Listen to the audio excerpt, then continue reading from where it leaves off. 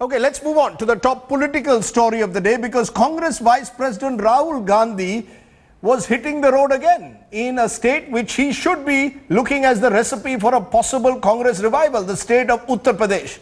But Rahul, who was interacting with Congress workers in Mathura, found himself in a bit of a pickle as he narrated an anecdote on Steve Jobs, the co-founder of tech giant Apple. Now, no one knows how much of Rahul's metaphor was accepted by a largely rural audience. So, was it more sound than substance? Take a look. Modi ji जाएंगे नीचे, मगर जब वो नीचे जाएंगे उस जगह में कांग्रेस पार्टी को घुसना है, ये हमारा काम है. In Mathura, Rahul Gandhi minced no words in spelling out his party's chief mission: win 2017 assembly elections in Uttar Pradesh. And for that, he gave the state leaders and worker his winning formula. यहाँ हम चौथे number की party हैं,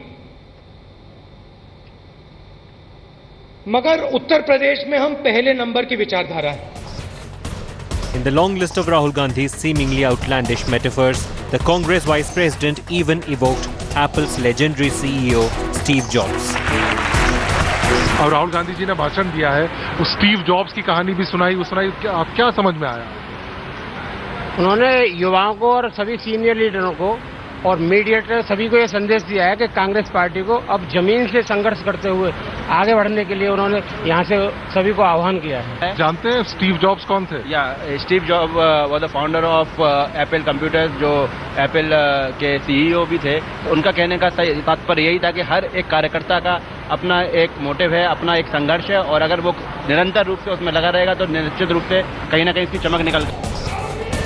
Rahul Gandhi then pulled out his favorite target, Prime Minister Modi and the RSS. Modi ji Congress party को focus देते हैं. हमें अपनी विचारधारा के बारे में आरएसएस के लोग हमारी विचारधारा को जीवित करते हैं, क्योंकि जब हम उनको देखते हैं, जब हम उनका काम देखते हैं, तो फिर हम अपनी विचारधारा को पकड़ते हैं. Rahul Gandhi's Mathura visit was high on symbolism, be it the sudden visit to the Baki Bihari temple or the mention of Steve Jobs. But the real question is that how well did he connect to the delegates present here, and how well will these delegates connect to the voter? Rahul Gandhi's Mathura monologue sparked off a political war of words. But the spotlight was also on what Rahul did before he took on the stage at Mathura. His visit to a temple and the tika on his forehead raised questions about whether the Congress Vice President was trying to give a subtle Hindutva message. The Congress Vice President trying to use symbolism as well as trying to enthuse the cadres of the Congress in Uttar Pradesh, where elections are due in a little while from now. Well, it remains to be seen that how much of an impact will this have when real voting takes place, and also will the Congress party be able to sell an idea or a dream to the voters of Uttar Pradesh or not. With camera person Rajiv Shrivastava in Mathura, Ashar Khan for India Today. So is Rahul Gandhi more about sound than substance at the moment? Joining me now, Manishankar Iyer, Member of Parliament of the Rajya Sabha from the Congress, Sambit Patra, National Spokesperson of the BJP. Mr. Iyer, I'm sorry to sound a little cynical about it, but when you refer to Steve Jobs and Apple while you're trying to galvanize your forces in Uttar Pradesh, don't you think there is a disconnect, a mismatch? Is Steve Jobs the right role model and the metaphor to be using to lift a party which is in 4th place at the moment, as Rahul candidly admits in Uttar Pradesh? Does Rahul Gandhi get his analogies all mixed up? From the response that you played to us just now, it would appear that he was spot on. The man explained who Steve Jobs was, and he also responded as to what was the message that went to them, that you have to go to the least and the lowest worker and enthuse him to make him feel that it is his mission. And this, I think, is a message that the Congress requires at the moment. And I see absolutely no substance to your charge that there was no substance in it. You know, the reason I'm asking this, Manishankar Iyer, in the past when Rahul Gandhi words have been, lines used by Rahul Gandhi, for example, escape velocity while talking to Dalits, now to an Uttar Pradesh audience talking about Apple. I know we had one person there who said he knew who Steve Jobs was. But do you really believe rural India will be enthused with a Steve Jobs analogy? I see no reason at all why they would not be, especially if there is a need to explain who Steve Jobs was. He can explain that, but he obviously didn't feel the need to do so because there was a connect with the audience. I see him now, in the last few months particularly, connecting repeatedly with his audience and using a method of speaking which does appeal to them and which does take the message through to them. At the same time, the sheer frankness of his saying that we are in 4th position and it's our job to come to the 1st position, his pitting the ideology of the Congress party against the ideology of the RSS, and his taking on Modi, I think is absolutely bang on. That's the right strategy. You know, one of the lines that he used, Sambit Patra, in his speech today was Modi had said, don't be scared, achhe din will come, but farmers are committing suicide. It seems that is the constituency where Rahul Gandhi is hoping to make his comeback, or the Congress's comeback, whether in Uttar Pradesh or any other state. Do you believe that that is the one Achilles heel of your government, that you haven't focused on rural India enough? And that is what Rahul Gandhi is hoping to exploit? Rajdeep, my question is, for how long will Mr. Rahul Gandhi try to make a comeback? I mean, as far as Mr. Rahul Gandhi is concerned, he is a headache to the mother party, that is Congress, and he is an entertainment to the rest of the country.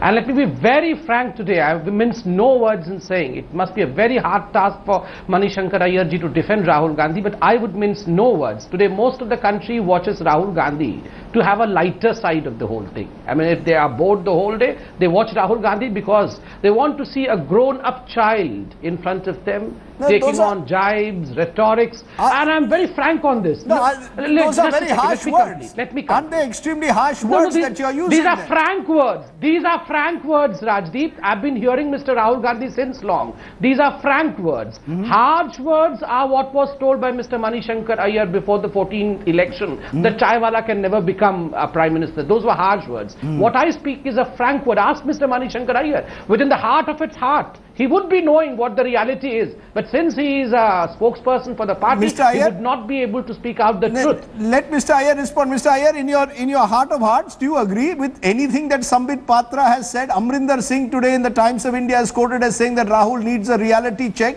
Do you believe that Sambit Patra is right? Or do you believe that Sambit Patra is underestimating Rahul Gandhi?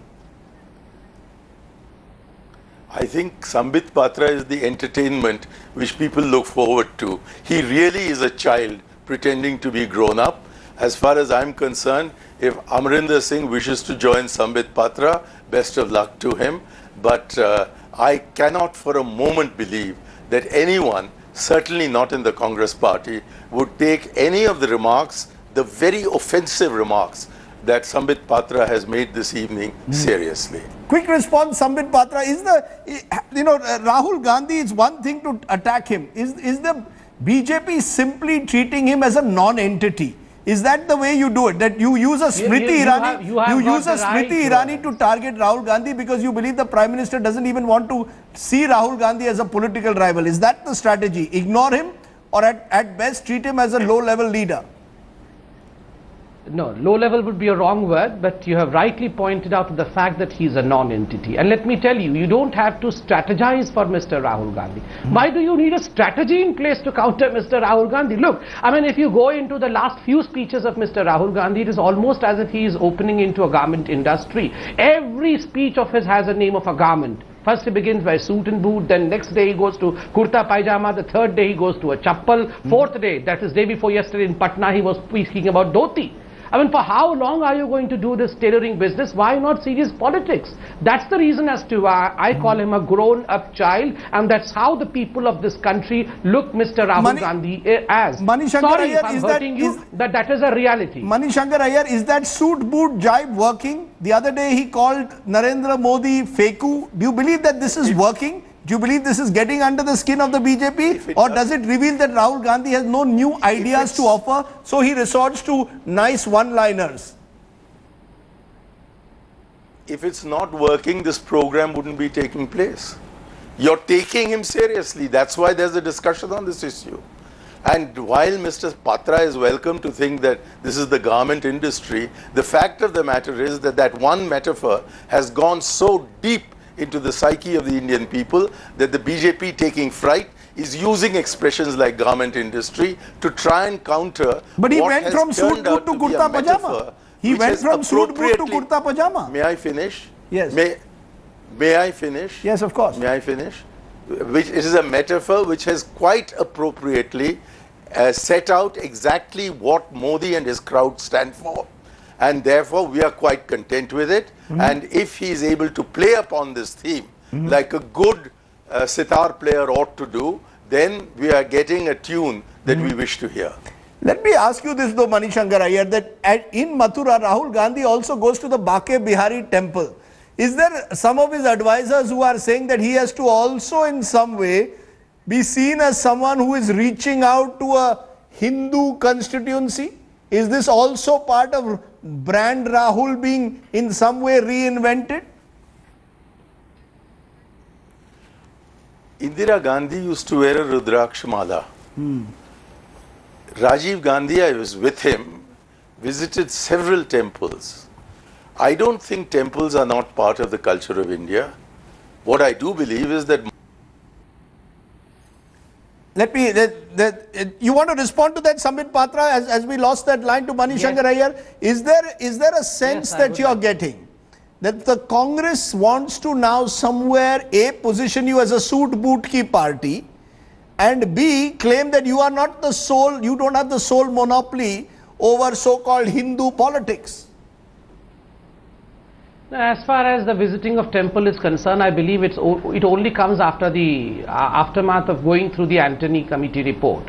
The Antony Committee had submitted a report after the debacle in 2014, and Mr. Rahul Gandhi, after his vacationing, must have found time to go through the report. That's the reason as to why he is visiting the temples. Secondly, Manishankar Iyer was right that Indira Gandhi had a Rudraksh and Rajiv Gandhi visited a few temples. But after Sonia Ji's advent in Congress, the temple business was closed for a long span of time, and today this trial to revisit the temples is not going to work, because he is the same Rahul Gandhi who had told to a diplomat of America that there is more threat from Hindu terrorism than anything else to India. I believe the one who has demeaned the Hinduism religion to an extent that they have coined the term saffron terrorism need not visit temples to show their bhakti for Hinduism. Manishankar Iyer, you know, if Rahul Gandhi, as you are saying, is striking a chord, is actually sort of maturing as a leader, then why doesn't he take over as the president of your party? You deferred that decision and said for one more year it will be Sonia Gandhi.